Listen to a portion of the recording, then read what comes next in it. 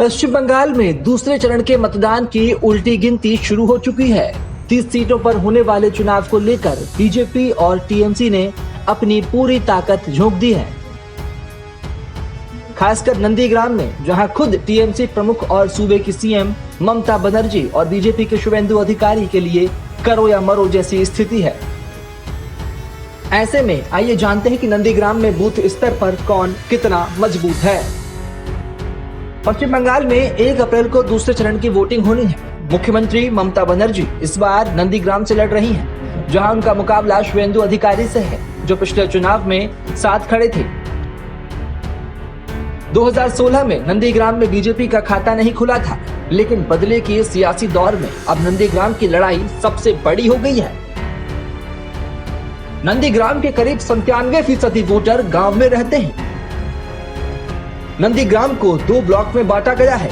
दोनों ब्लॉक मिलाकर 3 शहरी इलाके हैं, जबकि करीब 138 गांव हैं। करीब 3,30,000 वोटर्स हैं। अब 2016 विधानसभा और 2019 लोकसभा चुनाव के आंकड़ों पर गौर किया जाए तो 2016 में टीएमसी को 264 पोलिंग बूथ पर बढ़त थी।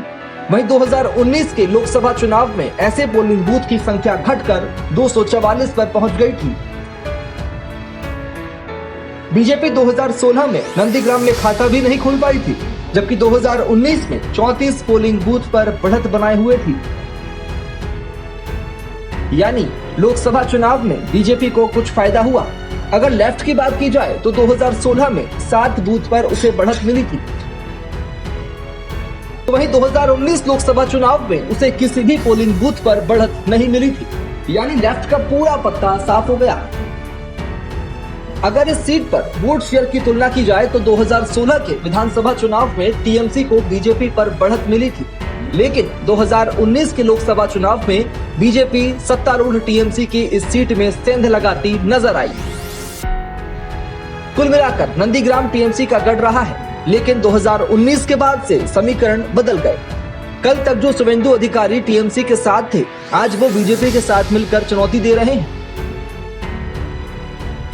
कहा तो यहाँ तक जा रहा है कि ममता बनर्जी को नंदीग्राम की वजह से ही प्रदेश में शासन करने का मौका मिला और नंदीग्राम में ममता के पक्ष में माहौल बनाने का श्रेय शुवेंदु अधिकारी को ही जाता है। लेकिन इस बार ममता के पक्ष में ऐसा कुछ भी नजर नहीं आ रहा। ऐसे में ममता बनर्जी के लिए बीजेपी का चैलेंज बड़ा हो गया है और यही वजह है कि इस बार उन्हें एक्स्ट्रा जोर लगाना पड़ रहा है। रिपोर्ट